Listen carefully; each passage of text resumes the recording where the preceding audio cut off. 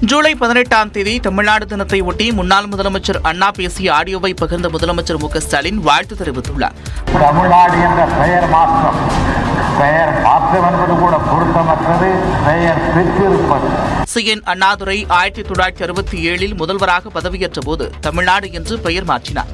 ஜூலை 18, 1967 அன்று அவர் சட்டமன்றத்தில் கொண்டு வந்த தீர்மானம் ஒருமனதாக நிறைவேற்றப்பட்டது. இந்த நாளை கொண்டாட வேண்டும் என்று 2021ஆம் ஆண்டு முதலமைச்சர் மு.க.ஸ்டாலின் அறிவித்ததன் அடிப்படையில் தமிழ்நாடு நாள் கொண்டாடப்பட்டு வருகிறது. கடல் கண்டு மலை கண்டு பயன் கொண்ட தமிழ்நாடு வாழ்க, களங்கண்டு கலை கண்டு கவின் கொண்ட தமிழ்நாடு வாழ்க, உடல் கொண்டு உரங்கொண்டு உயர்வாண்ட தமிழ்நாடு வாழ்க. ஜூலை 18 தமிழ்நாடு நாள். தமிழ்நாடு வாழ்க என்று முதலமைச்சர் மு.க.ஸ்டாலின் குறிப்பிட்டுள்ளார். தேர்தலில் வெற்றி பெற கடுமையாக உழைக்க வேண்டும் என்று அதிமுக நிர்வாகிகளுக்கு கட்சியின் பொதுச் செயலாளர் எடப்பாடி பழனிசாமி அறிவுறுத்தியுள்ளார். நாடாளுமன்ற தேர்தல் தோல்விக்கான காரணங்கள் குறித்து தொகுதி வாரியாக நிர்வாகிகளுடன் அதிமுக பொதுச் செயலாளர் எடப்பாடி பழனிசாமி ஆலோசனை மேற்கொண்டு வருகிறார். இதன்படி 7வது நாளாக பொள்ளாச்சி மற்றும் நீலகிரி தொகுதி நிர்வாகிகளுடன் ஆலோசனை மேற்கொண்டார். அப்போது வலுவான கூட்டணி அமைக்க வேண்டும் என நிர்வாகிகள் வலியுறுத்தியதாக கூறப்படுகிறது. இதற்கு பதிலளித்த எடப்பாடி பழனிசாமி கூட்டணியை பற்றி கவலைப்பட வேண்டாம் என்றும் கட்சி நிர்வாகிகளும் தொண்டர்களும் கடுமையாக உழைக்க வேண்டும் என்றும் அறிவுறுத்தியதாக தகவல் வெளியாகியுள்ளது. இதைத் தொடர்ந்து கோவை நாடாளுமன்ற தேர்தலுக்கான ஆய்வுக் கூட்டம் நடைபெற்றது. சசிகலாவை அதிமுகவில் இணைக்க வாய்ப்பில்லை என முன்னாள் அமைச்சர் ஆர்.பி. உதயகுமார் சூசகமாக கூறியுள்ளார். அம்மையார் ஜானகி அம்மையார் அவர்கள் எடுத்த அந்த முடிவை முன்மாதிரியாக கொண்டு அவர்கள் இந்த ஆட்சி வாக்கு சதவீதம் உயர வேண்டும் என்று தூய எண்ணத்தோடு நினைக்கிறார். ஆட்சி மலர வேண்டும் என்று நினைக்கிறார். அம்மாவுடைய ஆட்சி மலர வேண்டும், இரட்டையை வெற்றி பெற வேண்டும் என்று நினைக்கிறார். அதற்கு அவர் ஆதரவு கொடுத்து அவர் வாழ்த்தலாம் என்பதை புரட்சி தமிழர் எடப்பாடியாரை ஜானகி அம்மையாரை முன்மாதிரியாக கொண்டு அவர் செயல்பட்டால் 2 கோடி தொண்டர்களும் வரவேற்பார்கள் என்பதை புரட்சி தமிழர் எடப்பாடியார் பொதுச் செயலாளர் தெளிவாக சொல்கிறார். அதிமுக தொண்டர்கள் எச்சரிக்கையாக இருக்க வேண்டும் எனவும் ஆர்.பி. உதயகுமார் அறிவுறுத்தியுள்ளார். அமலாக்கத்துறை வழக்கில் இருந்து விடுவிக்க கோரி செந்தில் பாலாஜி தாக்கல் செய்த மனுவை தள்ளுபடி செய்து உத்தரவிட்ட சென்னை முதன்மை அமர்வு நீதிமன்றம் குற்றச்சாட்டு பதிவிற்கு செந்தில் பாலாஜியை நேரில் ஆஜர்படுத்த உத்தரவிட்டுள்ளது. அமலாக்கத்துறை வழக்கில் இருந்து விடுவிக்க கோரி செந்தில் பாலாஜி தாக்கல் செய்த மனு மீது உத்தரவு பிறப்பிக்கப்படும் என அறிவித்திருந்த நிலையில் புதிதாக 2 மனுக்கள் தாக்கல் செய்யப்பட்டன. மனுக்கள் நீதிபதி அல்லி முன் விசாரணைக்கு வந்தபோது செந்தில் பாலாஜி தரப்பில் ஆஜரான வழக்கறிஞர் அமலாக்கத்துறையால் தங்களுக்கு வழங்கப்பட்ட ஆவணங்களில் கையால் எழுதி திருத்தப்பட்டுள்ளதாக தெரிவித்தார். தொடர்ந்து அமலாக்கத்துறை தரப்பில் இந்த மனுக்கள் விசாரணைக்கு உகந்ததல்ல என்றும் ஆவணங்கள் அனைத்தும் வங்கியில் இருந்துதான் பெறப்பட்டதாகவும் தெரிவிக்கப்பட்டது. அனைத்து தரப்பு வாதங்களும் நிறைவடைந்த நிலையில் வழக்கில் நீதிபதி அல்லி செந்தில் பாலாஜி தாக்கல் செய்த 2 மனுக்களையும் தள்ளுபடி செய்து உத்தரவிட்டார். மேலும் அமலாக்கத்துறை வழக்கில் இருந்து விடுவிக்க கோரி செந்தில் பாலாஜி தாக்கல் செய்த மனுவையும் தள்ளுபடி செய்து உத்தரவிட்ட நீதிபதி வழக்கில் குற்றச்சாட்டு பதிவிற்கு செந்தில் பாலாஜியை ஜூலை 22ஆம் தேதி நேரில் ஆஜர்படுத்த உத்தரவிட்டார். இதனிடையே காணொலியில் ஆஜர்படுத்தப்பட்ட செந்தில் பாலாஜியின் காவலை 48வது முறையாக நீதிபதி அல்லி நீட்டித்தார். கடந்த ஆண்டு ஜூன் 14ஆம் தேதி கைதான செந்தில் பாலாஜியின் காவலை ஜூலை 22ஆம் தேதி வரை நீட்டித்து உத்தரவு பிறப்பித்தார். அதிமுக முன்னாள் அமைச்சர் எம்.ஆர். விஜயபாஸ்கர் மேலும் ஒரு வழக்கில் கைது செய்யப்பட்டார். கரூரில் 100 கோடி ரூபாய் நில அபகரிப்பு வழக்கில் தேடப்பட்டு வந்த எம்.ஆர். விஜயபாஸ்கர் கடந்த 2 தினங்களுக்கு முன்பு கேரளாவில் வைத்து சிபிசிஐடி காவலர்களால் கைது செய்யப்பட்டார். 15 நாட்கள் நீதிமன்ற காவலில் திருச்சி மத்திய சிறையில் அடைக்கப்பட்டுள்ள எம்.ஆர். விஜயபாஸ்கர் தற்போது மேலும் ஒரு வழக்கில் கைது செய்யப்பட்டுள்ளார். கரூர் மாவட்டம் வாங்கல் பகுதியை சேர்ந்த பிரகாஷ் என்பவர் தனக்கு சொந்தமான நிலத்தை தன்னுடைய மகனுக்கு தானப்பத்திரமாக எழுதி வைத்திருந்ததாக கூறப்படுகிறது. அந்த நிலத்தை பெற தன்னை மிரட்டியும் தாக்கியும் எம்.ஆர். விஜயபாஸ்கர் போலி ஆவணங்கள் மூலமாக எழுதி பெற்றுக் கொண்டதாக வாங்கல் காவல் நிலையத்தில் பிரகாஷ் புகார் அளித்திருந்தார். இந்த புகாரின் அடிப்படையில் கொலை மிரட்டல், ஆட்கடத்தல் உள்ளிட்ட 6 பிரிவுகளின் கீழ் எம்.ஆர். விஜயபாஸ்கர் மீது வழக்கு பதிவு செய்து தற்போது அவர் கைது செய்யப்பட்டுள்ளார். இந்நிலையில் 2 வழக்குகள் தொடர்பாக நாளை அல்லது நாளை மறுநாள் முன்னாள் அமைச்சர் எம்.ஆர். விஜயபாஸ்கர் கரூர் நீதிமன்றத்தில் ஆஜர்படுத்தப்பட உள்ளதாக காவல்துறையினர் தெரிவித்துள்ளனர். முன்னாள் அதிமுக அமைச்சர் எம்.ஆர். விஜயபாஸ்கரின் சகோதரர் சேகரை கைது செய்ய இடைக்கால தடை விதித்து உயர்நீதிமன்ற நீதிபதி ஜெயச்சந்திரன் உத்தரவிட்டார். கரூரைச் சேர்ந்த பிரகாஷ் என்பவர் தனக்கு சொந்தமான சுமார் 100 கோடி ரூபாய் மதிப்பிலான 22 ஏக்கர் நிலத்தை அதிமுக முன்னாள் அமைச்சர் எம்.ஆர். விஜயபாஸ்கர், அவரது சகோதரர் சேகர், ஆதரவாளர் பிரவீன் உள்ளிட்டோரை மிரட்டி பத்திரப்பதிவு செய்ததாக வாங்கல் காவல் நிலையத்தில் புகார் கொடுத்தார். இதன் பேரில் கேரளாவில் இருந்த முன்னாள் அதிமுக அமைச்சர் எம்.ஆர். விஜயபாஸ்கரை சிபிசிஐடி காவலர்கள் கடந்த 2 தினங்களுக்கு முன்பு கைது செய்தனர். முன்னதாக விஜயபாஸ்கரும் அவரது சகோதரர் சேகரும் 2 முறை தாக்கல் செய்த முன்ஜாமீன் மனுக்களை கரூர் முதன்மை மாவட்ட அமர்வு நீதிமன்றம் தள்ளுபடி செய்திருந்தது. இதையடுத்து உயர்நீதிமன்றத்தில் முன்ஜாமீன் மனு தாக்கல் செய்தனர். இந்த நிலையில் இவ்வழக்கு விசாரணைக்கு வந்தபோது எம்.ஆர். விஜயபாஸ்கர் ஏற்கனவே கைது செய்யப்பட்டதால் அவரது முன்ஜாமீன் மனு செல்லாததாகிவிட்டது என தெரிவிக்கப்பட்டது.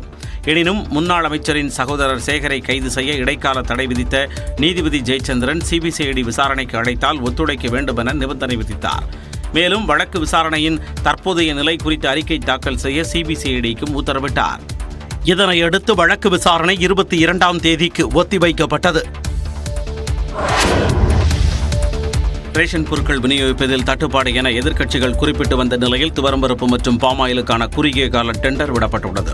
அடுத்த 2 மாதத்திற்கு தேவையான 4 கோடி பாமாயில் பாக்கெட்டுகள் மற்றும் 40,000 மெட்ரிக் டன் துவரம்பருப்பை கொள்முதல் செய்ய தமிழ்நாடு நுகர்பொருள் வாணிபக் கழகம் டெண்டர் கோரியது. விரைவாக கொள்முதல் செய்து பொதுமக்களுக்கு விநியோகம் செய்யும் வகையில் குறுகிய கால டெண்டர் விடப்பட்டுள்ளது. பொது விநியோக திட்டத்தில் பருப்பு மற்றும் பாமாயில் விநியோகம் நிறுத்தப்பட உள்ளதாக தகவல் வெளியான நிலையில் கொள்முதல் செய்ய டெண்டர் வெளியிடப்பட்டுள்ளது.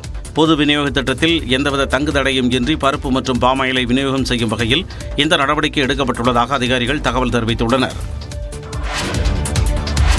சென்னையில் கழிவுநீர் இணைப்பை கட்டாயமாக்குதல் உள்ளிட்ட 4 சட்டத்திருத்த மசோதாக்களுக்கு ஆளுநர் ஆர்.என். ரவி ஒப்புதல் அளித்துள்ளார். அண்மையில் நடைபெற்ற சட்டப்பேரவை கூட்டத்தொடரில் புதுக்கோட்டை, திருவண்ணாமலை, நாமக்கல், காரைக்குடி ஆகிய 4 நகராட்சிகளை மாநகராட்சிகளாக தரம் உயர்த்துவதற்காக ஏற்கனவே நிர்ணயிக்கப்பட்டிருந்த மக்கள் தொகை, வருமான அளவு ஆகியவற்றை குறைத்து நகர்ப்புற உள்ளாட்சி சட்டத்திருத்த மசோதா நிறைவேற்றப்பட்டது. இதன்படி மக்கள் தொகை அளவு 3 லட்சத்திலிருந்து 2 லட்சமாகவும், சம்பந்தப்பட்ட பகுதியின் ஆண்டு வருமானம் 30 கோடி ரூபாயிலிருந்து 20 கோடி ரூபாயாகவும் குறைக்கப்பட்டு திருத்தம் செய்யப்பட்டது. மேலும் ஊரக உள்ளாட்சிகளை நகர்ப்புற உள்ளாட்சிகளுடன் இணைக்கும் போது அப்பகுதியில் வரும் சொத்துக்கள் உள்ளிட்டவற்றை மாற்றம் செய்வதற்கான சட்டத்திருத்த மசோதா நிறைவேற்றப்பட்டது. சென்னையில் தனியார் வளாகம் அல்லது தனியார் தெருவின் மிக அருகில் உள்ள இடத்திலிருந்து 30 மீட்டர் தூரத்திற்குள் வாரியத்தின் கழிவுநீர் பாதை இருக்குமானால் அந்த வளாகத்தின் உரிமையாளர் அல்லது குடியிருப்பவர் தனியார் தெருவின் உரிமையாளர் கழிவுநீரை வாரியத்தின் கழிவுநீர் பாதையில் வெளியேற்றுவதற்காக இணைப்பு பெறுவதை கட்டாயமாக்கும் வகையில் சென்னை குடிநீர் வாரிய விதிகளில் திருத்தம் செய்வதற்கான மசோதா நிறைவேற்றப்பட்டது. சென்னை மாநகர காவல் சட்டத்தை மதுரை, கோயம்புத்தூர், திருச்சி, சேலம், திருநெல்வேலி, திருப்பூர் ஆகிய நகரங்களுக்கும் விரிவாக்கம் செய்வதற்கான சட்டத்திருத்த மசோதாவும் நிறைவேற்றப்பட்டது. இந்த மசோதாக்கள் ஆளுநர் ஆர்.என். ரவியின் ஒப்புதலுக்காக அனுப்பப்பட்டன. இந்நிலையில் இந்த மசோதாக்களுக்கு ஆளுநர் ஆர்.என். ரவி ஒப்புதல் அளித்துள்ளார். இதையடுத்து இந்த சட்டத்திருத்தங்கள் அரசிதழில் வெளியிடப்பட்டுள்ளன.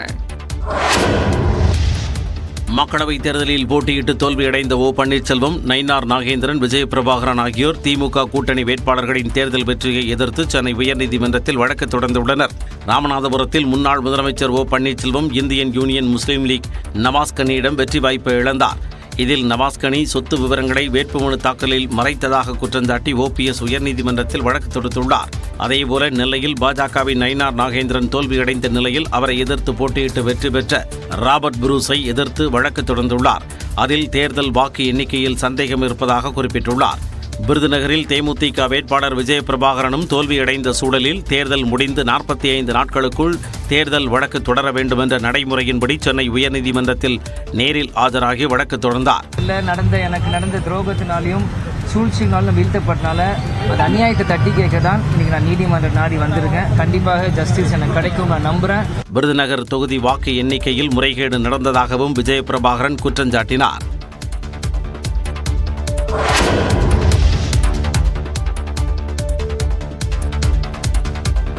உத்தரப்பிரதேசத்தில் திப்ருகர் விரைவு ரயிலின் 12 பெட்டிகள் தடம் புரண்டு ஏற்பட்ட விபத்தில் 3 பேர் உயிரிழந்தனர். சண்டிகரிலிருந்து அசாம் மாநிலத்தில் உள்ள திப்ருகர் பகுதியை நோக்கி திப்ருகர் எக்ஸ்பிரஸ் ரயில் சென்று கொண்டிருந்தது. உத்தரப்பிரதேச மாநிலத்தின் கோண்டா மாவட்டத்தில் ரயிலின் 12 பெட்டிகள் தடம் புரண்டு விபத்துக்குள்ளாக்கின. தகவல் அறிந்து விரைந்து சென்ற மீட்பு படையினர் விபத்தில் சிக்கியவர்களை மீட்டனர். இந்த விபத்தில் 3 உயிரிழந்த நிலையில் 30க்கும் மேற்பட்டோர் படுகாயமடைந்தனர். விபத்து காரணமாக 2 ரயில் சேவை ரத்து செய்யப்பட்டுள்ள நிலையில் பல ரயில்களின் பாதை மாற்றப்பட்டுள்ளது. TNPSC குரூப் 2 மற்றும் குரூப் 2A தேர்வுக்கு விண்ணப்பித்ததற்கான கால அவகாசம் இன்றுடன் நிறைவடைகிறது. தமிழ்நாடு அரசு பணியாளர் தேர்வாணையம், TNPSC உதவி ஆய்வாளர், துணை வணிக வரி அலுவலர் உள்ளிட்ட 507 குரூப் 2 பணியிடங்கள் மற்றும் உதவியாளர், கணக்கர் உள்ளிட்ட 1820 குரூப் 2A பணியிடங்களுக்கான தேர்வு அறிவிப்பை கடந்த ஜூன் மாதம் 20ஆம் தேதி வெளியிட்டது. அதன்படி 2327 பணியிடங்களுக்கான தேர்வுகள் வரும் செப்டம்பர் மாதம் 14ஆம் தேதி நடைபெற உள்ள நிலையில் தேர்வுக்கு விண்ணப்பிப்பதற்கு இன்று கடைசி நாளாகும். ஏற்கனவே விண்ணப்பித்த தேர்வர்கள் ஆன்லைன் மூலம் விண்ணப்பித்தல் திருத்தம் செய்ய வரும் 24ஆம் தேதி முதல் 26ஆம் தேதி வரை அவகாசம் வழங்கப்படும் என்றும் அதன் பிறகு எந்த மாற்றமும் செய்ய அனுமதிக்கப்பட மாட்டாது என்றும் TNPSC அறிவித்துள்ளது.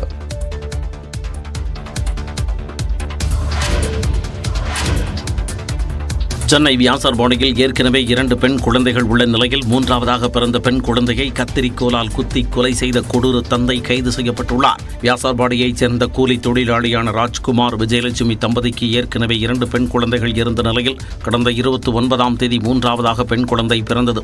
இந்நிலையில் கடந்த 7ஆம் தேதி வயிற்றில் பலத்த காயத்துடன் பச்சிளம் குழந்தையை எழும்பூர் குழந்தைகள் நல மருத்துவமனையில் ராஜ்குமாரும் அவரது மனைவியும் அனுமதித்தனர். சந்தேகத்திற்கு இடமான வகையில் குழந்தைக்கு காயம் ஏற்பட்டிருந்ததால் மருத்துவர்களின் தகவலை அடுத்து வியாசர்பாடி காவல் நிலையத்தில் வழக்கு பதிவு செய்யப்பட்டது.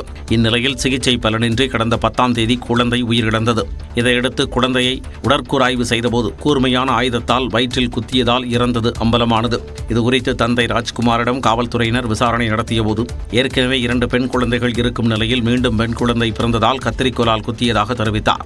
இதையடுத்து அவர் மீது கொலை வழக்கு பதிவு செய்த காவல்துறையினர் நீதிமன்ற காவலில் சிறையில் அடைத்தனர். தமிழ்நாட்டில் தலித் தலைவர்களுக்கு பாதுகாப்பு இல்லை என்று திரைப்பட இயக்குனர் ப. ரஞ்சித் கூறியுள்ளார். என்ஜாய் என்ஜாமி பாடலின் மூலம் பிரபலமடைந்தவர் பாடகர் அறிவு. அவரது இசையில் உருவாகியுள்ள வள்ளியம்மா பேராண்டி ஆல்பம் வெளியீட்டு நிகழ்ச்சி சென்னை பிரசாத் லேபில் நடைபெற்றது. இதில் கலந்து கொண்டு பேசிய திரைப்பட இயக்குனர் ப. ரஞ்சித் என்ஜாய் என்ஜாமி பாடலின் மூலம் அறிவு பல பிரச்சனைகளை சந்தித்ததாக கூறினார். அறிவுக்கு நிறைய அவனுடைய பர்சனல் லைஃப்ல அந்த அவனுடைய மனதில் நிறைய பிரச்சனைகள் உருவாச்சு. அந்த நிறைய பிரச்சனைகள் வரப்போ அவன் இந்த மியூசிக் இதை கண்டினியூ பண்ணலாமா வேணாமான்ற அளவுக்குலாம் அறிவு ஒரு டைம்ல யோசிக்க ஆரம்பிச்சான். தொடர்ந்து பேசிய பாடகர் அறிவு வன்முறை நிறைந்த சமூகத்தில் வாழ்ந்து வருவதாகவும் தினம்தோறும் உயிருக்கு அஞ்சி வாழ வேண்டிய நிலையில் இருப்பதாகவும் பேசினார். இதனைத் தொடர்ந்து நியூஸ் 18 குழுமத்துக்கு பேட்டியளித்த ப. ரஞ்சித் ஆம்ஸ்ட்ராங் கொலை வழக்கு விசாரணை திருப்தி அளிக்கவில்லை என்றால் CBI விசாரணை கோருவோம் என்றார். அரசியல் தலைவர்கள் குறிப்பாக தலித் தலைவர்களுக்கு இங்கே பாதுகாப்பு டெஃபினட்டா இல்லைன்னு தான் நான் சொல்லுவேன். அண்ணன் திருமாவளவன் அவர்கிட்ட பேசிட்டு இருக்கிறப்போ கூட அவருக்கே மிகப்பெரிய அச்சுறுத்தல்கள் இருக்கிறத நம்ம பார்க்குறோம். இந்த விசாரணையின் மீது எங்களுக்கு நம்பிக்கை இல்லை என்றால் நிச்சயமா CBI விசாரணை நோக்கி நாங்கள் நகர்றோம். வள்ளியம்மா பேராண்டி ஆல்பம் வெளியீட்டு நிகழ்ச்சியில் இசையமைப்பாளர் D. இமான் கலந்து கொண்டார்.